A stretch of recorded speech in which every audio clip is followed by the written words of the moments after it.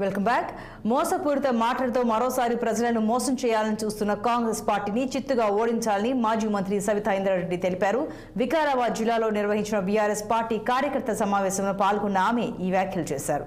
తెలంగాణ రాష్ట్రం ఏర్పడక ముందు వికారాబాద్లో కేవలం శివారెడ్డిపేట్ చెరువు నుండి నల్లా ద్వారా నీరు అందించామన్నారు. కానీ నూతన రాష్ట్రం ఏర్పడిన తర్వాత కేసీఆర్ తెలంగాణ రాష్ట్రంలోని ప్రతి ఇంటికి మంచినీటి కుళాయిలను ఏర్పాటు చేశారని తెలిపారు.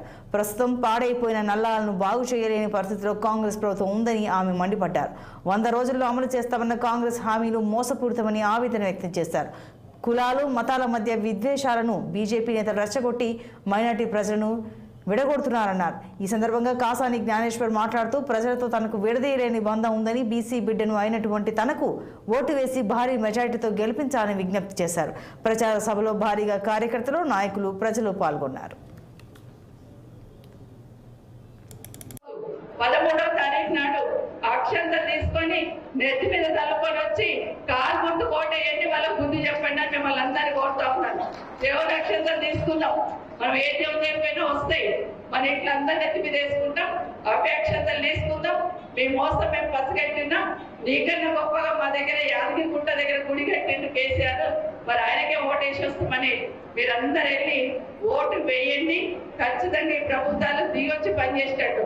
నిజంగా బీజేపీలకు మన ప్రాంతం మీద ప్రేమ ఉంటే పాలమూరు రంగారెడ్డికి 10 ఏళ్ళ జాతీయ హోదా ఎందుకు ఇవ్వలేదని బీజేపీలను అడిగాను. ఏం చేసిందని బీజేపీకి మనం ఓటేయాలి, దయచేసి ఆలోచించమని కోరుతా ఉన్నాను. నిజంగానే జాతీయ హోదా వచ్చింటే ఈ రోజు మన వికారాబాద్ కాలువ ద్వారా నీళ్ళు వచ్చాడు. కానీ మనకున్న డబ్బులనే సర్దుకుంటూ మనము ప్రాజెక్టులు పూర్తి చేయడానికి ప్రయత్నం చేస్తున్నాం. కేసీఆర్ ఉంటే పాలమూరు రంగారెడ్డి ఇప్పటికే కాలువ అవుతుంది. కానీ రేవంత్ రెడ్డికి ఏ కాలం ఎక్కడుందో, ఏ రిజర్వాయర్ ఎక్కడుందో తెలియదు. కాబట్టి ఆ పాలమూరు రంగారెడ్డి మూసు కూడా ఎత్తట్టు. దయచేసి గుర్తు పెట్టుకోమని చెప్తూ వాళ్ళందరూ కూడా ఇవన్నీ గుర్తు పెట్టుకొని పని చేయాలంటే మీరందరూ ఇందుకెళ్ళి ప్రతి ఒక్కరు కేసీఆర్ గారు చేసిన పనులు చెప్పి కారు గుర్తు ఓటేసి గెలిపించమని మరొకసారి మిమ్మల్ని అందరూ కూడా కోరుకుంటూ జై తెలంగాణ, జై కేసీఆర్. 5 నెలల ముందు జరిగినటువంటి ఎన్నికల్లో వచ్చినటువంటి కాంగ్రెస్ ప్రభుత్వం ఏం చేసిందో మీరు ఆలోచన చేయవలసిన అవసరం.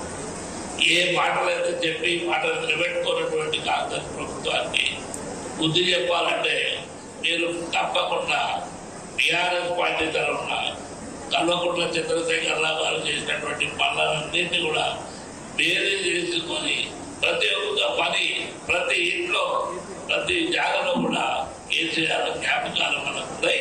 కనుక ఆయన చేసినటువంటి పనులను వేరే చేసుకొని తప్పకుండా మరొకసారి మీరు చూసినట్టయితే కేసీఆర్ గారు ఎప్పుడైతే బయలుదేరిండో బస్సు వేసుకొని తండోపతండాలుగా లక్షలాది జనము పరుగులు తీసుకువస్తున్నటువంటి సందర్భం. బస్సులో కూర్చునేందుకు స్థలం లేదని ఒక